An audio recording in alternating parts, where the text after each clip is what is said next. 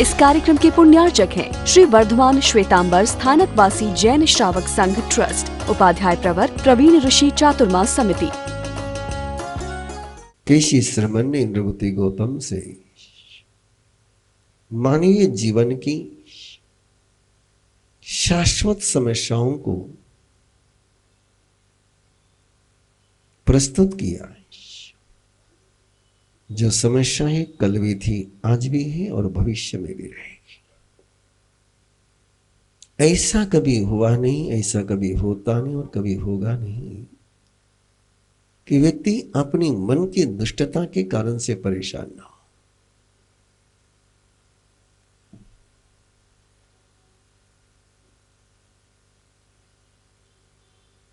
ये ऐसा मन जो निरंतर दौड़ते ही रहता है, endless, without break, without pause. शरीर सो जाता है लेकिन मन चलते ही रहता है। जुबान बंद हो जाती है लेकिन मन चलता ही रहता है। आंखें बंद हो जाती है फिर भी मन चलते ही रहता है। बिना सिर के, बिना पैर के मन दौड़ते ही रहता है। और ये केवल दौड़ता ही नहीं है, इसके साथ के हमारे गहरे संबंधों के कारण से हम भी इसके साथ दौड़ते ही चले जाते हैं। केशी श्रमण ने इसको देखा है। उन्होंने इंद्रभूति गौतम को भी देखा है और उन्हें एक बात का अनुभव हुआ कि इस मन पर सवार है, मन इस पर सवार नहीं है। इंद्रभूति गौतम का मन जहां इंद्रभूति गौतम ले जाना चाहते वहां जाता है। जहां मन ले जाना चाहता है वहां इंद्रभूति गौतम ले जाते हैं। इन्होंने मन को मारा नहीं, मन को समाप्त नहीं किया, लेकिन मन पर ऐसा नियंत्रण कर लिया कि मन जहां इंद्रभूति गौतम चाहते उधर मैं इंद्रभूति गौतम के साथ चलता है। और यह आश्चर्य था। इसलिए केशी श्रमण ने इंद्रभूति गौतम से पूछा है कि बिल्कुल दुष्ट, भयंकर, ऐसे इस घोड़े पर तुम सवार होकर के भी ये तुम्हें परेशान क्यों नहीं कर रहा है? इससे तुम परेशान नहीं हो रहे हो। इसको तुमने अपनी शक्ति बना ली है। ये तुमने कैसे किया?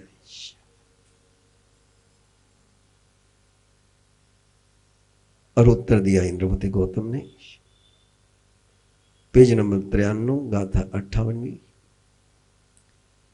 मनसः शिवो भीमो दुष्ट सुपरिधावयि तं सम्मं तु निगिन्नामि धम्म शिखाय कंथगम्। बहुत छोटा सा सूत्र दिया और बड़ा सहज सूत्र दिया। ना प्राणायाम करने के लिए कहा, ना कोई शीर्षासन करने के लिए कहा। एक ऐसा उत्तर कि जिसको हर व्यक्ति सहज कर सकता है।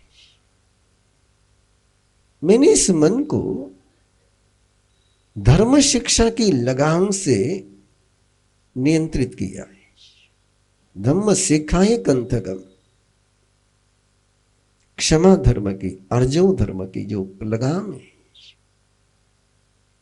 वो लगाम मैंने इस घोड़े को लगा दी है। इसलिए घोड़ा उन मार्ग पर नहीं जाता है और जिस मार्ग पर मैं इसको चलाना चाहता हूं उस मार्ग पर ये दौड़ता ही चला जाता है। अपने मन को धर्म शिक्षा की लगाम लगाना है। उस लगाम को अपने हाथ में रखना है। तम सम्मम तो निगिन्नामी, और उसको मैं बिल्कुल सही तरीके से ग्रहण करके रखता हूं। अरे आपको पता ही होगा, जो जातिमान कम्बोज के घोड़े होते हैं, उनको लगाम खींचने की जरूरत भी नहीं पड़ती। उन्हें केवल लगाम लगा के रखी और हल्का सा लगाम को झटका दिया कि जैसा सवार चाहता है वैसे वो चलने लग जाते हैं। तम सम्मम तो निगिन्नामी, मैं उनको बिल्कुल अच्छी तरीके से ग्रहण करके चलता हूं। मुझे न हंटर चलाना पड़ता है, न उनकी लगाम पर मुझे कोई ज्यादा कसाहट करनी पड़ती है। ये धर्म शिक्षा की लगाम, और इसको लगाने के लिए आपसे परसों आग्रह किया था कि घर में एक प्रोटोकॉल बनाइए परिवार का, सामूहिक रूप से एक समाचारी का प्रोटोकॉल बनाए। समाचारी धर्म शिक्षा की लगाम, दानशील तप भावना के संस्कारों से परिवार के सदस्यों को संस्कारित करना है। इसका मतलब है कि उनके मन को धर्म शिक्षा की लगाम देना है। और धर्म शिक्षा की लगाम यदि हमने लगा दी, तब फिर किसी का मन उल्टे मार्ग पर, गलत रास्ते पर नहीं जाएगा। रास्ते गलत नहीं हो गई इसकी गारंटी कोई नहीं दे सकता है, लेकिन रास्ते गलत होने के बाद भी उन रास्तों को सही बनाने के लिए धर्म शिक्षा यदि हमारे मन को हमने लगा दी, मोबाइल को बंद नहीं कर सकते, इंटरनेट को डिस्कनेक्ट नहीं कर सकते, सोशल मीडिया से आइसोलेट हो नहीं सकते, फिर ऐसे समय में करना क्या है? एक ही उपाय बचता है कि मन को धर्म शिक्षा की लगाम लगाई जाए। और जिन्होंने धर्म शिक्षा की लगाम लगा ली, वीरेंद्र गौतम के शब्दों में आराम से कह सकेंगे, नन्हे गच्छई मग्गम मग्गम च परिवज्जई। मेरा ये घोड़ा गलत रास्ते पर जाता ही नहीं है और सही रास्ते पर ये दौड़ता ही चले जाता है। हम सभी जानते कि हमारी समस्या क्या है। हमारा घोड़ा सही रास्ते पर चलता नहीं है और गलत रास्ते पर ऐसा दौड़ता ऐसा दौड़ता ऐसा दौड़ता है कि मानो सारी दुनिया की ताकत उसी में आ गई हो। और जैसे उसको सही रास्ते पर ले जाने का प्रयास करते हैं तो अड़ियल टट्टू बनता है, उस रास्ते पर वो चलना ही नहीं चाहता। उसको चाहे कितना ही खींचने का प्रयास करो, कितना ही खींचने का प्रयास करो, वो दौड़ता उधर ही है। और उसका उपाय धर्म शिक्षा की लगाम लगाना है। और जिन्होंने धर्म शिक्षा की लगाम लगा ली वे धन्य हो गए। संतो याते पश्यन्तु भयवम केसी गोयमे। संतो याते पश्यन्तु भयवम केसी गोयमे। संतो याते पश्यन्तु भयवम। पेज नंबर 95 आखिरी गाथा है। इस लाइन को मैंने कह दिया आपको कि इसको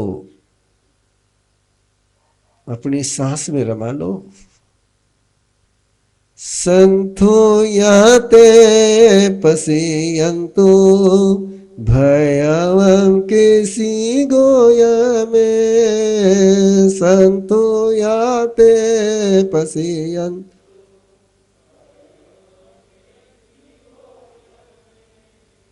कि हम सभी जो है छोटे भी हैं और बड़े भी हैं। हम केवल बड़े ही नहीं है और हम केवल छोटे ही नहीं है। हमसे कोई बड़ा भी है और हमसे कोई छोटा भी है। तो जब बड़ा सामने आ जाए तो इंद्र बुद्धि गौतम बन जाना है। जब छोटा सामने आ जाए तो केशी श्रवण बन जाना है। इसलिए दोनों ही कैरेक्टर की आवश्यकता है, दोनों ही डायमेंशन की आवश्यकता है। कि हम हर जगह बड़े बन करके नहीं रह सकते, हर जगह छोटे भी बनकर नहीं रह सकते। कई दायित्व हैं अपने जिनको हमको बड़ा बन करके निभाना है, और कई ड्यूटीज है हमारी जो हमें छोटे बन करके जीनी है। कभी हम बात करते हैं किसी से किसी बड़े से बात करते हैं, कभी छोटे से बात करते हैं। तो निरंतर स्मरण में रखिए, मैं जब छोटों से बात करूंगा तो केशी श्रवण बनूंगा, और जब मैं बड़ों से बात करूंगा तो इंद्रभूति गौतम बनूंगा। असंतो याते पश्यन्तु भयं केसि गोयमे। और इस तरीके से इस निर्वाण कल्याण के देशना की हजारों बातें गई है, हजारों बातें जाएगी, लेकिन मजा एक ही इसका, इसकी एक बात भी आप पकड़ लोगे तो बाकी हजारें बातें उसके साथ आ जाएंगी। ये सारी बातें जितनी भी हैं वे एक दूसरे से ऐसी जुड़ी हुई है, ऐसी जुड़ी हुई, ऐसी जुड़ी है कि एक मकड़ी के जाले के एक धागे को तुम हिलाओगे तो पूरा जाला ही हिलेगा। वैसे ही निर्वाण कल्याण के देशना की कोई भी एक बात भी जीवन में अपने प्रैक्टिकली शुरू कर दे तो बाकी बातें तो आपके जीवन में सहज आ जाएगी। उसको अलग से लाने का प्रयास नहीं करना होगा। और ऐसे ही एक अनूठे अध्याय की, अद्भुत अध्याय की, कि जिंदगी में मेहनत बहुत करी, इतनी मेहनत करी, इतनी मेहनत करी, इतनी मेहनत करी, लेकिन मेहनत का परिणाम जब देखने गए तो लगा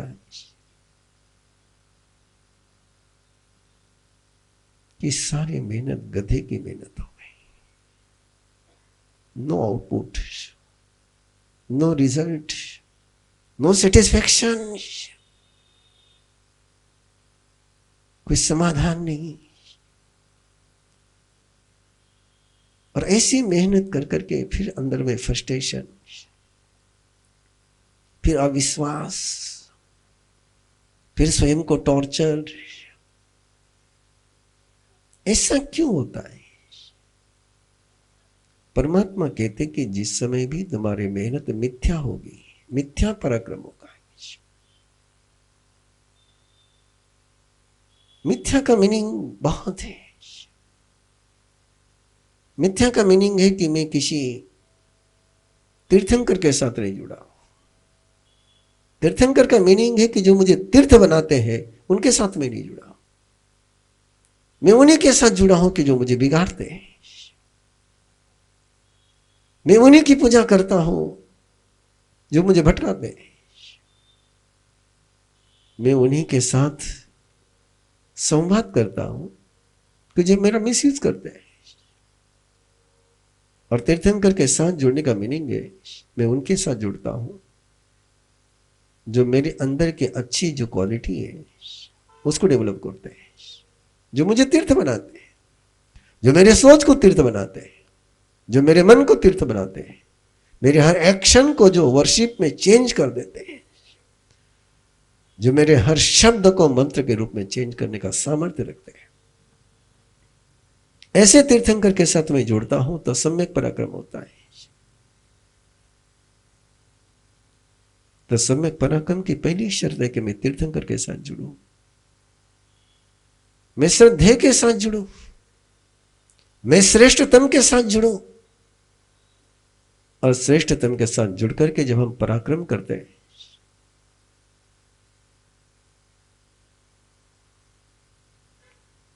वानर सेना राम के साथ जुड़ गई तो राम का भी काम हो गया और वानर सेना भी अपने ऊंचाई पर पहुंच गई।